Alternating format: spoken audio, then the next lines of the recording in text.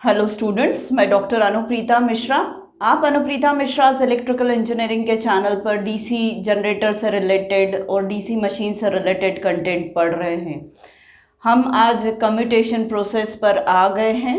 मैं आप लोगों को कम्यूटेशन की कंप्लीट प्रोसेस, ये क्या होता है, कैसे होता है, और ये एक जो प्रॉब्लम इसमें आती कम्यूटेशन में, वो प्रॉब्लम्स को हम कैसे नल एंड वॉइड कर सकते हैं, ख़त्म कर सकते हैं, वो सारी चीज़ें मैं समझाऊंगी। पर आज के वीडियो में मैं कम्यूटेशन क्या होता है, कैसे होता है, वो बताऊंगी, और प्रॉब्लम्स रिमूवल की जो प्रोसेस है वो मैं नेक्स्ट वीडियो में बताऊंगी। तो चलिए, सबसे पहले मैं आपको थोड़ा सा पोर्शन पीछे का रिवाइज कर देती हूँ। वो ये है कि हमारा जो डीसी मशीन का कंस्ट्रक्शन था वो ये रोटर कंस्ट्रक्शन है। ये फील्ड पोल से north and south pole, north pole के अंडर में आने वाले सारे कंडक्टर्स, यहाँ पर मैंने आप लोगों को 8 कंडक्टर्स दिखाए हैं। तो नॉर्थ पोल के अंडर में आने वाले कंडक्टर्स में एक डायरेक्शन का करंट बहेगा, तो साउथ पोल के अंडर में आने वाले कंडक्टर्स में दूसरे डायरेक्शन का करंट बहेगा। यहाँ पर करंट अगर अंदर की तरफ बह रहा है तो यहाँ पर करंट बाहर की तरफ, तो इसलिए यहाँ क्रॉस है और यहाँ डॉट है। पर ये दो कंडक्टर्स आप लोग देख रहे हैं जहां पर कोई ईएमएफ इंड्यूस ही नहीं होगा। यहाँ पर ईएमएफ इंड्यूस इसलिए नहीं होगा क्योंकि इन कंडक्टर्स में रोटेशन की जो डायरेक्शन है, मतलब फोर्स की जो डायरेक्शन है, और मैग्नेटिक फील्ड की जो डायरेक्शन है, उन दोनों के लाइन ऑफ एक्शन सेम होने की वजह से यहाँ पर ईएमएफ इंड्यूस नहीं होगा या जीरो ईएमएफ होगा। तो यहाँ पर करंट की वैल्यू कितनी हो जाएगी? जीरो हो जाएगी। अगर करंट की वैल्यू, ठीक है, यहाँ पर करंट की वैल्यू जीरो हो जाएगी। मतलब ये वाला कंडक्टर, अगर मैं इसे ए कंडक्टर बोलूँ और ए डैश कंडक्टर बोलूँ, तो ये घूमेगा जब, तो एक कंडक्टर अभी नॉर्थ पोल के इम्पैक्ट के अंदर से यहाँ आने वाला है, तो इसका करंट जो भी बह रहा है, सपोज आई करंट बह रहा है, तो हाफ इधर से हाफ इधर से, मतलब I/2 इसमें बह रहा होगा। तो I/2 करंट यहाँ पर आते आते तक जीरो हो जाएगा, और वापस यहाँ से यहाँ रोटेशन में आते आते तक वापस करंट की वैल्यू 0 to -I/2 हो जाएगी।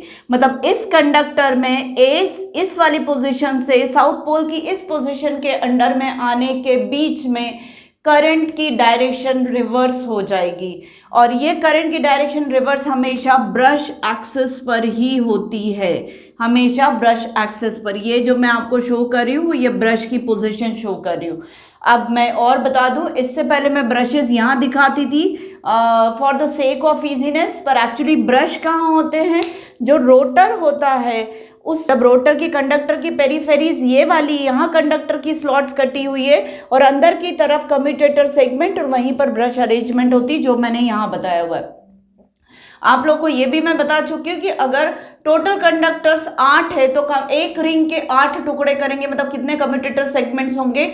8 कम्यूटेटर सेगमेंट्स होंगे। मतलब स्प्लिट रिंग में ऐसे टुकड़े, स्प्लिट्स, एक रिंग के ऐसे स्प्लिटिंग होगी कि जितने नंबर ऑफ कंडक्टर्स होंगे उतने नंबर ऑफ स्प्लिट पार्ट्स होंगे एक रिंग के। हाँ, उन पार्ट्स के बीच में माइका लगा रहेगा, इंसुलेटर। मतलब करंट लैटरल में ऐसे नहीं बह पाएगा, इस तरीके से इंसुलेटेड होने की वजह से कम्यूटेटर सेगमेंट में ऐसे करंट नहीं बह पाएगा। तो ठीक है, अभी मुझे यही बताना था कि यहाँ पर ब्रशेस को हम बाहर ना रह के, एक्चुअली ब्रशेस कहाँ होते हैं? सेंट्रल शाफ्ट के वहाँ पर कम्यूटेटर सेगमेंट के साथ होते हैं। और अभी मैंने ब्रश एक्सिस पर ही ईएमएफ जीरो होता है, और नेचुरली जो जहाँ पर ईएमएफ इंड्यूस्ड जीरो है वहीं पर हम करंट का कलेक्शन कर रहे हैं, मतलब ब्रशेज लगाकर, और लोड उसी से कनेक्टेड है। अब आप देखेंगे कि इतने छोटे अंदर वाले कम्यूटेटर और ब्रशेज क्या, और इन दो कंडक्टर्स को ए और ए डैश को मैंने इस पर्टिकुलर फिगर में शो किया हुआ है। ये ब्रशेस B1 और B2 हो गया, जिससे लोड रेजिस्टेंस या जो भी लोड, इलेक्ट्रिकल लोड लगा है जनरेटर को, डीसी जनरेटर को, वो लगा के रखा हुआ है। ये जो कम्यूटेटर रिंग है, इसके मैंने 8 सेगमेंट्स किए, 8 स्प्लिटिंग्स किए, तो 1 2 3 4 5 6 7 8 करके ऐसे दिखाया हुआ है। और मैंने ये ए कंडक्टर दिखाया, और यहाँ पर मैंने ए डैश कंडक्टर दिखाया है। A conductor naturally north pole के अंडर में आ रहा है, और A dash conductor south pole के अंडर में आ रहा है। पर मैंने जब वेव वाइंडिंग और लैप वाइंडिंग बताया था, तब मैंने ऐसा बताया था आप लोगों को कि जिस कम्यूटेटर सेगमेंट से starting of the coil connected होती है, जस्ट उसके नेक्स्ट कम्यूटेटर सेगमेंट से एंड ऑफ द कॉइल भी कनेक्टेड होती है। तो अब मेरे पास एक कंडक्टर यहाँ है और दूसरा कंडक्टर मेरे पास ऐसा है, ये ए हो गया, ये ए डैश हो गया। तो ये कंडक्टर जो है आपस में कनेक्टेड रहेंगे, एक तरफ से ब्रशेस के थ्रू और दूसरी तरफ एंड कनेक्शन इनके बीच में सॉलिड रहेगा। तो ये दोनों मिलके एक कॉइल बना रहे, एक टर्न बना रहे, ठीक है। ये जो एक कॉइल बना रहे हैं तो इसमें से जो करंट बहेगा और इन दोनों के बीच के करंट कनेक्शन हमने ऐसा करके रखा है कि करंट की डायरेक्शन सेम होगी। और ये कनेक्टेड है कम्यूटेटर सेगमेंट 1 से और ये कनेक्टेड है कम्यूटेटर सेगमेंट 2 से। अभी मैं इसको, ये जो रोटेशनल अरेंजमेंट है इसको मैं आप लोगों को लीनियर अरेंजमेंट करके समझाऊंगी, तो उसमें और कम्यूटेशन कैसे हो रहा है समझ में आएगा। अभी मैं इतना कम्यूटेशन बोले जा रही, पर ये होता क्या है। कम्यूटेशन का मीनिंग होता है ब्रेकिंग ऑफ करंट, एक मीनिंग ये है। और ये मीनिंग से हम इस पर्पज से हम यूज करते हैं commutation circuits electronics, power electronics subject में। रिमूवल ऑफ करंट को भी कम्यूटेशन बोलते हैं, मतलब करंट रोक देना। नेचुरली स्टॉपिंग ऑफ करंट भी यही है कि करंट को ब्रेक कर दो, रिमूव कर दो। और डीसी मशीन में रिवर्सल ऑफ द करंट को कम्यूटेशन बोला जाता है। अब अभी अगर मैं इसको रोटेट कर रही हूँ, ये रोटेट हो रहा है जनरेटर, तो इसका रोटर इस डायरेक्शन में रोटेट हो रहा है, मतलब यहाँ पे ऐसे रोटेट हो रहा है और यहाँ पे मैं इस लीनियर अरेंजमेंट जिसको मैं अभी समझाती हूँ वो ऐसे रोटेट हो रहा है, मतलब लीनियरली चल रहा है, ये ऐसा दिखा रही हूँ। अब कम्यूटेशन डीसी की डेफिनेशन के हिसाब से रिवर्सल ऑफ अ करंट जो होता है, करंट डायरेक्शन, वो डीसी मशीन्स में यूज किया जाता है। तो ये वाला जो ए कंडक्टर है, जब ये इस पोजीशन से नॉर्थ साउथ पोल के अंडर में आएगा तो इसमें करंट का रिवर्सल होगा। अभी थोड़ी देर पहले मैंने बताया अगर ये IA/2 करंट कैरी कर रहा है पॉजिटिव डायरेक्शन में, तो यहाँ आते आते तक इसमें -IA/2 करंट कैरी होने लगे। तो +IA/2 से 0 हुआ करंट, फिर 0 से -IA/2 करंट हुआ। ऐसे ही यहाँ पर इसमें अगर करंट की डायरेक्शन -IA/2 या +IA/2 है या -IA/2 है, यहाँ आते आते तक इसमें +IA/2 हो जाएगी करंट की डायरेक्शन। मतलब ये दो रोटेशन के दौरान ए कंडक्टर और A dash conductor reversal of current से पास ऑन होंगे, रिवर्सल ऑफ करंट से पास ऑन होंगे। पर ए और ए डैश का कनेक्शन कहाँ करके रखा है? 1 और 2 कम्यूटेटर सेगमेंट से। ए और ए डैश का कनेक्शन कहाँ करके रखा है? 1 और 2 कम्यूटेटर सेगमेंट से।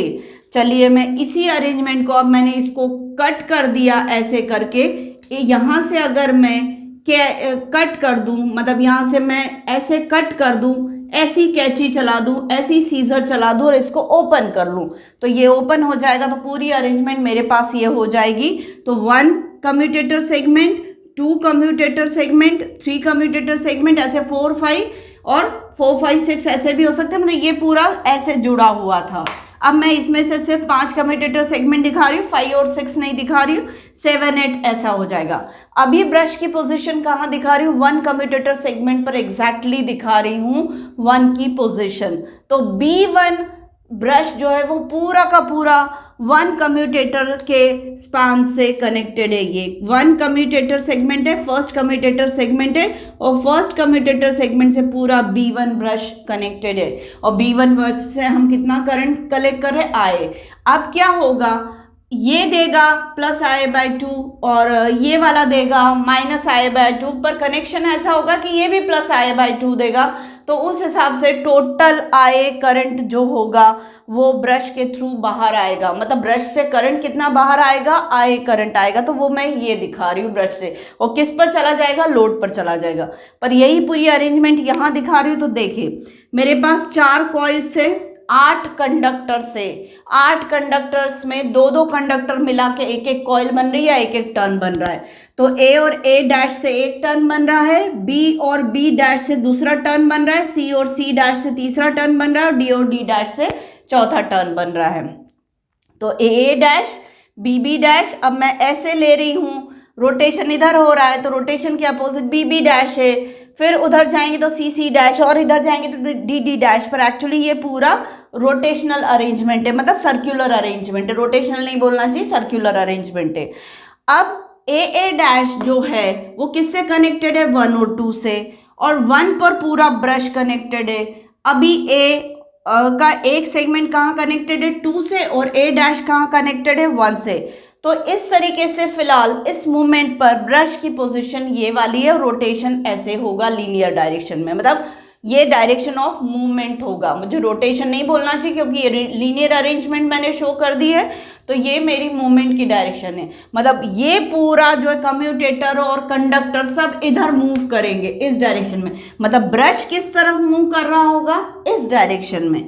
तो चलिए मैं ब्रश को थोड़ा थोड़ा शिफ्ट होते हुए दिखाऊंगी धीरे, मतलब पहले 1 से पूरा कनेक्टेड है, फिर थोड़ा 2 से भी कनेक्ट हो जाएगा, 1 को लीव करने लगेगा, तो देखिए 1 को इतना छोड़ दिया, 2 के साथ कनेक्शन हो गया, फिर 2 और 1 के साथ दोनों के साथ लगभग 50-50% दिखा दिया, फिर 2 के साथ ज़्यादा कनेक्शन दिखा दिया, 1 के साथ ज़्यादा कनेक्शन दिखा दिया, कम कनेक्शन दिखा दिया 1 के साथ। इस तरीके से मैं ब्रश की मूवमेंट के साथ आपको समझाने जा रही हूँ कि करंट की डायरेक्शन ए डैश में कैसे रिवर्स हो रही है, और यही पूरी कम्यूटेशन प्रोसेस है।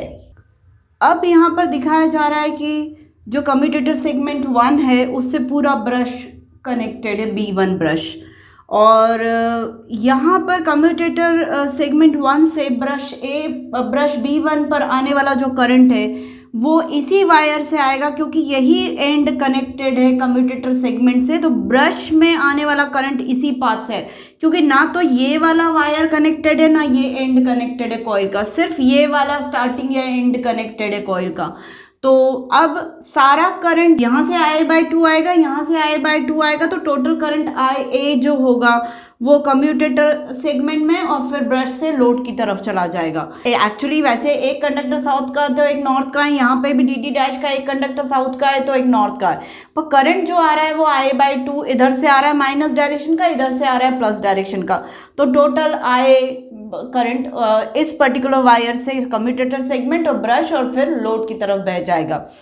अब जब ये अरेंजमेंट पूरी कॉइल्स की और कम्यूटेटर्स की उस तरफ चल रही है, क्योंकि कम्यूटेटर भी घूमते हैं कॉइल के साथ, बस ब्रश स्टेशनरी रहते हैं, तो ब्रश किधर चल रहे हैं ऐसा बोल दूं कि या तो ब्रश राइट टू लेफ्ट चल रहे हैं, या ये कहूँ कि कम्यूटेटर सेगमेंट और कॉइल लेफ्ट टू राइट चल रहे हैं, कुछ भी हम। तो मैं ब्रश की शिफ्टिंग आपको दिखा रही हूँ जैसा अभी बताया।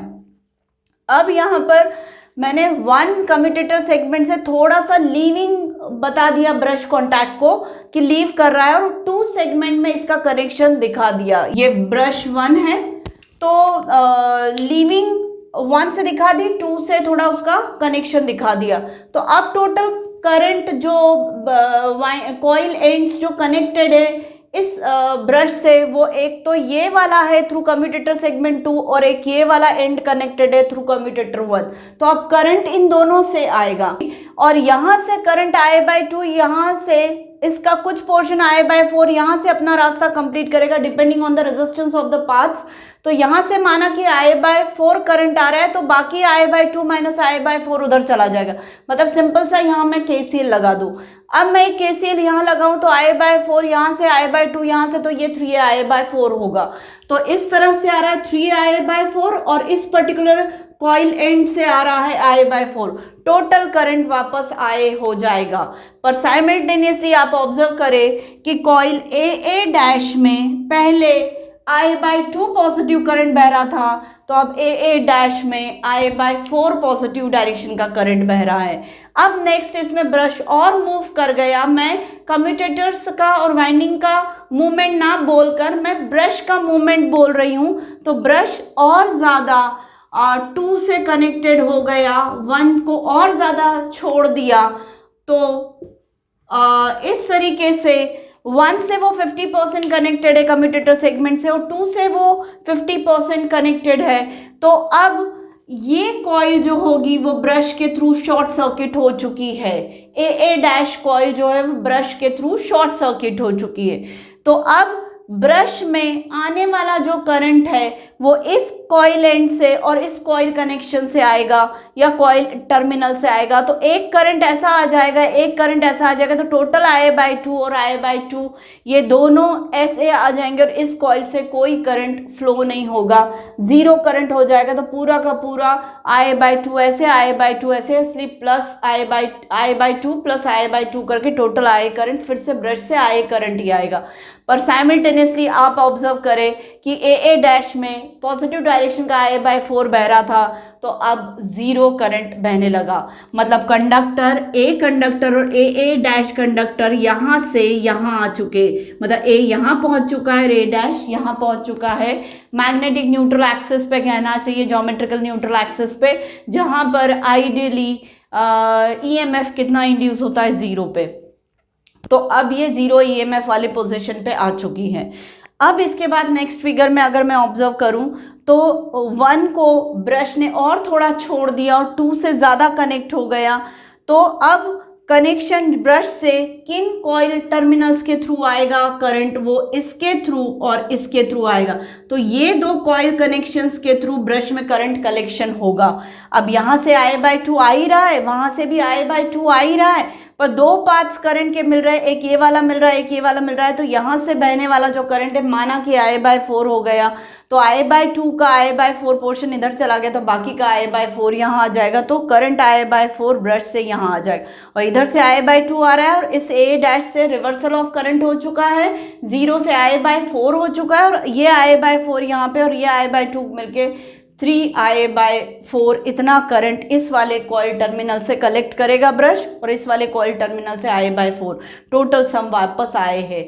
पर साइमल्टेनियसली आप ऑब्जर्व करें कि करंट जो जीरो हो चुका था A डैश में, अब वो -I/4 हो चुका है, मतलब करंट की डायरेक्शन रिवर्स हो चुकी है।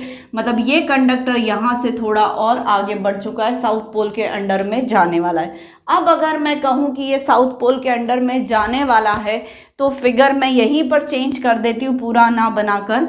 तो ये वाला जो करंट होगा AA डैश का, और ब्रश की पोजीशन जो होगी वो पूरी की पूरी सेकेंड टर्मिनल से कनेक्ट हो गई। ये फर्स्ट कम्यूटेटर है, ये सेकेंड है, ये थर्ड है और ये 8th कम्यूटेटर है। तो यहाँ पर फर्स्ट कम्यूटेटर सेगमेंट से ब्रश पूरा लीव आउट कर गया है और सेकेंड कम्यूटेटर सेगमेंट से पूरा का पूरा ब्रश B1 कनेक्टेड है। और अब कौन सा टर्मिनल कनेक्टेड है ब्रश से? सिर्फ और सिर्फ ये कॉइल का एंड कनेक्शन या स्टार्टिंग कनेक्शन जो बोलना हो वो ये ही कनेक्टेड है। तो अब इधर से आने वाला I/2, इधर तो कोई रास्ता है ही नहीं, जा ही नहीं पाएगा। ये I/2 यहाँ भी आगे आएगा, DD डैश से AA डैश पे आएगा और फिर यहाँ से टोटल I/2 करके टोटल करंट कितना वापस आ जाएगा IA। मतलब ब्रश जो है वो पूरा का पूरा 1 सेगमेंट के अंडर में था और कम्यूटेशन पीरियड जो है, मतलब कम्यूटेशन का जो टाइम है वो कंप्लीट करते हुए वो कहाँ पहुँच गया है, पूरा का पूरा अब टच कर रहा है कम्यूटेटर सेगमेंट 2 से। और इसी टाइम पीरियड में AA डैश वाइंडिंग में करंट पहले I/2 बह रहा था, तो अब -I/2 करंट बहने लगा। टोटल रिवर्सल हो चुका है करंट का। एक चीज़ और मैं बता दूं, ये ऐसे मैंने जिगजैग करके A डैश से वायर दिखाया है, इसका मतलब ये वायर है और ये किससे कनेक्टेड है? 1 कम्यूटेटर सेगमेंट से। मुझे ऐसा याद है कि मैंने ऐसा कुछ बताया नहीं, इसलिए यहाँ बता दे रही हूँ। तो इस तरीके से कम्यूटेशन प्रोसेस जो है, मतलब reversal of current in A dash पूरे कंप्लीटली इन 5 फिगर्स के थ्रू मैंने समझाया। फर्स्ट फिगर यही था और उसी को रब करके मैंने 5th फिगर बनाया है। तो ये पूरा का ब्रश का जो विड्थ होती है, ये ब्रश विड्थ जो होती है वो कम्यूटेटर सेगमेंट के बराबर ना होके उससे छोटी होती है। कम्यूटेशन प्रोसेस जो मैंने अभी समझाई उससे रिलेटेड कुछ पैरामीटर्स है, तो एक टाइम का पैरामीटर है वो मैं एक्सप्लेन कर देती हूँ। कम्यूटेशन पीरियड जो होता है वो हमेशा brush width upon commutator speed होता है। मतलब ब्रश की विड्थ, जैसे फर्स्ट कम्यूटेटर सेगमेंट के नीचे हमने ब्रश सबसे पहले दिखाया था और पूरी कम्यूटेशन प्रोसेस खत्म होते होते तक सेकंड कम्यूटेटर सेगमेंट के ठीक नीचे ब्रश आ गया था। तो ब्रश को उतना डिस्टेंस ट्रैवल करने में जितना टाइम लग रहा है वो कम्यूटेशन पीरियड होता है।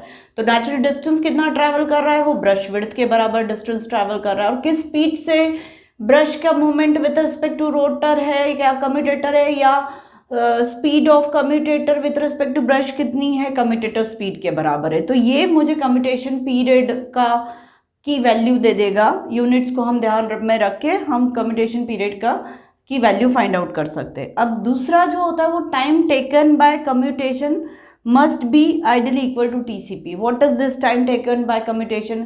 कम्यूटेशन का मतलब क्या है? Reversal of current in a coil. और हम कौन सी कॉइल लेकर चल रहे हैं? AA डैश में। तो हम AA डैश में रिवर्सल ऑफ करंट को ऑब्जर्व कर रहे हैं। तो जितनी देर में रिवर्सल ऑफ करंट होता है AA डैश में, वो टाइम कम्यूटेशन पीरियड के बराबर ही होना चाहिए। तो अगर मैं time taken bye coil AA dash for reversal of current is TCR, अगर मैं मान लूँ कि इतनी देर में TCR टाइम में कॉइल AA डैश में करंट रिवर्स हो रहा है, तो आइडियली TCR और TCP दोनों एक दूसरे के इक्वल होते हैं, पर प्रैक्टिकली ऐसा नहीं होता है। वजह यह है कि आर्मेचर कंडक्टर से कॉइल बनी हुई है, आर्मेचर कंडक्टर से ही कॉइल बनी हुई है। तो आर्मेचर पर क्या रैप्ड है? एक कॉइल रैप्ड है। और कॉइल का बिहेवियर कैसा होता है? एक इंडक्टर जैसा। और वैसे भी पूरा फिनोमेना, जो कुछ भी जनरेटेड वोल्टेज हमें मिल रहा है आउटपुट पे, वो सब का सब because of the presence of magnetic field मिल रहा है। तो इंडक्टेंस तो है यहाँ पे। अब इंडक्टेंस है तो इंडक्टेंस की अपनी प्रॉपर्टी ये होती है कि वो हमेशा करंट के चेंज का अपोज करता है। अब यहाँ पर तो इस वाले कंडक्टर में इस पोजीशन से लेकर यहाँ तक आने में, या इस कंडक्टर का इस पोजीशन से यहाँ तक आने में चेंज ही चेंज हो रहा है करंट का। यहाँ से यहाँ तक भले करंट में कोई क्वांटिटी में चेंज नहीं हो रहा है, पर यहाँ से यहाँ तक करंट रिड्यूस हो रहा है, जीरो हो जा रहा है, फिर यहाँ से यहाँ तक जीरो से अपोजिट डायरेक्शन का करंट। तो ये तो चेंज ही चेंज है। तो यहाँ इंडक्टेंस अपना बिहेवियर, अपना कैरेक्टरिस्टिक्स इम्पोज करेगा, मतलब करंट के चेंज का अपोज करेगा। मतलब क्या होगा? करंट रिवर्सल में जो टाइम लग रहा है कॉइल में और एक्चुअल कम्यूटेशन पीरियड जितना बड़ा होना चाहिए, वो दोनों एक दूसरे के इक्वल नहीं रहेंगे, अनइक्वल रहेंगे। अब अगर करंट रिवर्सल का टाइम बड़ा है करंट कम्यूटेशन पीरियड से, तो ये हो जाता है अंडर कम्यूटेशन। और अगर करंट रिवर्सल का टाइम छोटा है कम्यूटेशन पीरियड से, तो ये हो जाता है ओवर कम्यूटेशन। तो ये दो टाइप के कम्यूटेशंस होते हैं, जिसको मैं नेक्स्ट वीडियो में ग्राफिकली समझाऊंगी। और ये जो अंडर और ओवर कम्यूटेशन को हम मैनेज कैसे कर सकते हैं और इसकी वजह से प्रॉब्लम्स क्या हो रही है, फिर उस प्रॉब्लम्स को हम कैसे ख़त्म कर सकते हैं, उसकी क्या रेमेडीज़ है, ये सब मैं बातें नेक्स्ट वीडियो में करूँगी। तो उम्मीद है आज का मेरे कंटेंट का एक्सप्लेनेशन, कम्यूटेशन का एक्सप्लेनेशन समझ में आया होगा। तो प्लीज़ आज के मेरे वीडियो को तुरंत लाइक करिए, मेरे चैनल को सब्सक्राइब करिए और मेरे वीडियोस को ज़्यादा से ज़्यादा शेयर करने की कोशिश करिए। Thank you.